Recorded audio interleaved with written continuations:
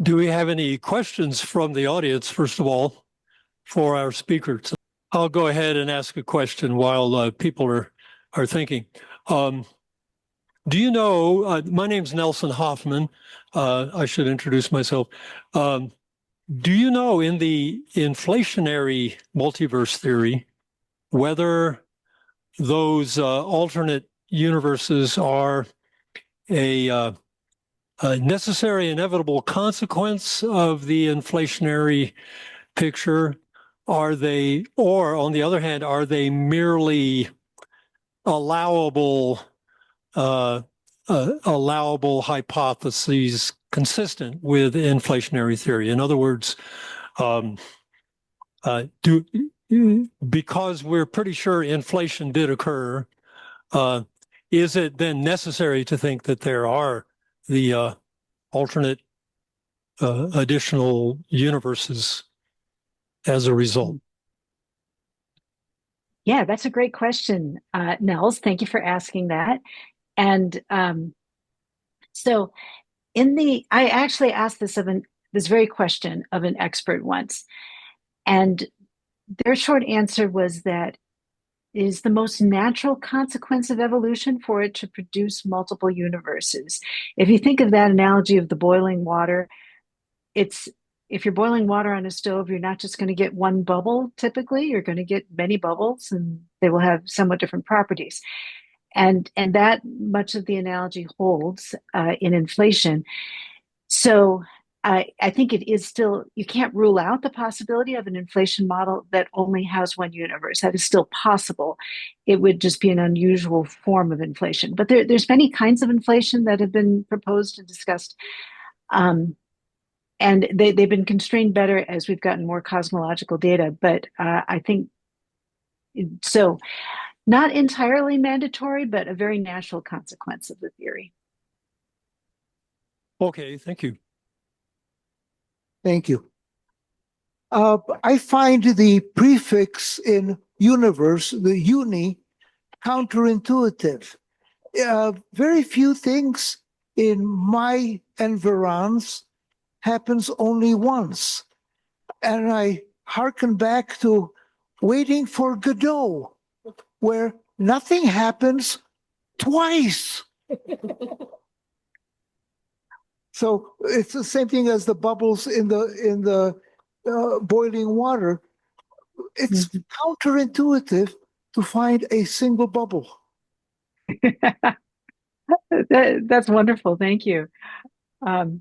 Yeah, and it's a problem research-wise also we only have one universe to study, unlike we have a gazillion stars to study, a gazillion galaxy, but there's only one universe, and that can make research challenging. It would be lovely if we could study all the other universes too. I'm curious. I'm Joyce Guzik, by the way. I'm a member of this group.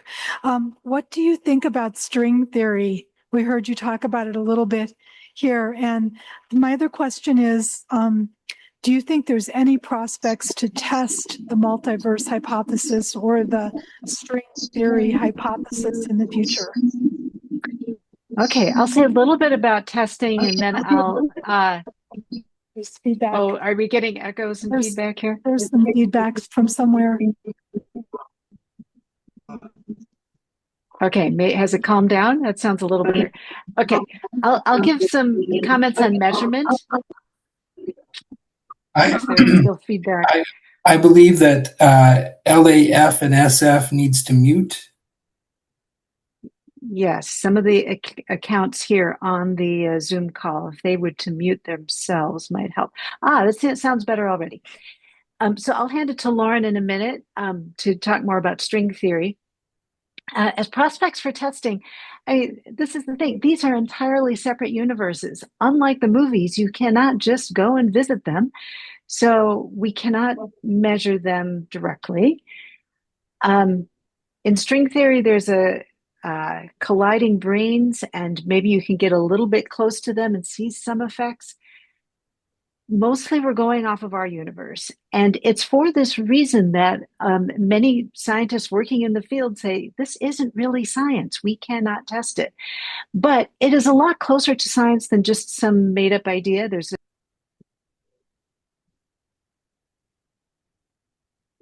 Oh, you just muted, Deb. You have to unmute yourself. The unmuting just happened to me. I did not do that. Sorry. Anyway, testing is a real problem. But the inflationary universe, since it is so well tested in our universe, seems to me the best prospect because that theory, we understand it so well, and it predicts the multiverse. Loren, can you comment more on string theory? Right. So in inflationary universe, it's possible that all these different bubble universes have different laws of physics. I'm a little unclear as to how that comes about, but if string theory is right, it comes about through different ways that all those tiny spatial dimensions wrap up. And there are estimates of the number of mathematically possible different versions of fundamental laws of physics you could get if some version of string theory is right. And that's something like 10 to the power of 500 different versions of particle physics you could have. So if you combine string theory with something like inflation, or possibly with quantum many worlds, then either way you can get all these different universes with different laws of physics naturally. Can string theory make testable predictions? It's been trying for a few decades, and they keep making interesting progress in string theory, but it hasn't been shown better than a couple of other contenders. So it's interesting. It's certainly not disproved. It's quite possible it may be proved at some point in the future. And if it is, and if some version of inflation is right, then it does seem likely that there are lots of different bubble universes with different laws of particle physics. But prospects for testing, that still seems a way off. Well, there don't seem to be any other questions. So, Kirk? Okay, great. Well, thank you, Deborah and Loren. So, yeah, and and we're looking forward to having you both out in Los Alamos next year. That'll be wonderful. So, anyway, all right. So, I guess we'll go ahead and sign off for now. Well, And would you like to hear a little more about what we've been up to lately? We could just say a little of bit more about course, ourselves. I don't know if you had introduced us in any way. Yeah, we had a short introduction, but go ahead. That's great. yeah. I'll say a few things, and then Loren, since we were there in 2015, Loren had a book come out, so he can talk about that.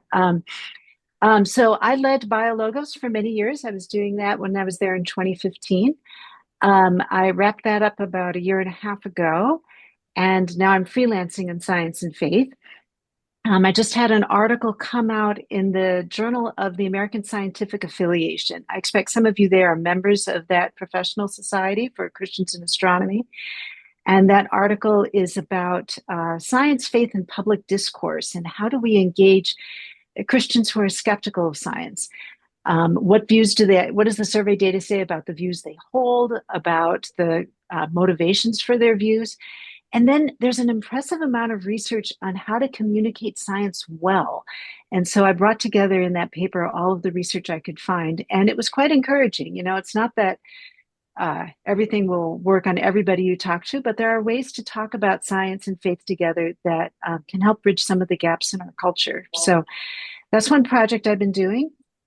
We've also, this book that we wrote together back, it was first released in 2007, so it's almost 20 years old. It's now going to be a new version of it coming out on from Baker Publishing. So we are busy working on that this summer, revising the text. And that book is about creation, evolution, and design, about origins questions, and is a great one if you want to delve into the evidence on those topics. And it's especially, we're really writing it for people coming out of the conservative evangelical environment who are very concerned about those questions. So that's one project we've been doing.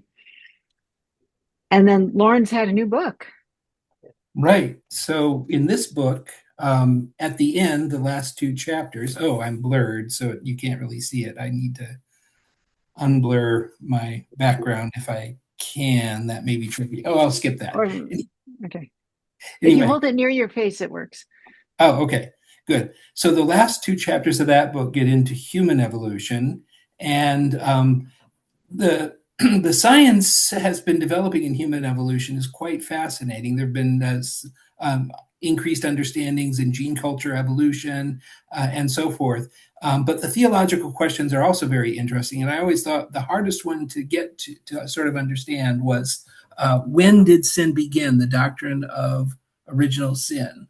There we go. Almost. Anyway, it's the title of the book is When Did Sin Begin?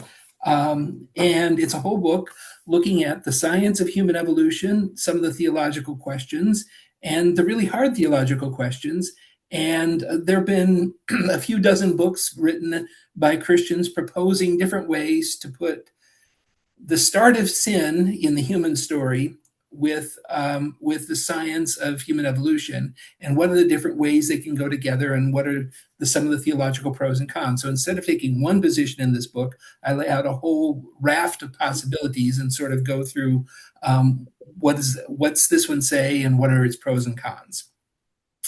So that's been a project of mine. Now next year when we come out there, the topic, if I'm correct, is randomness.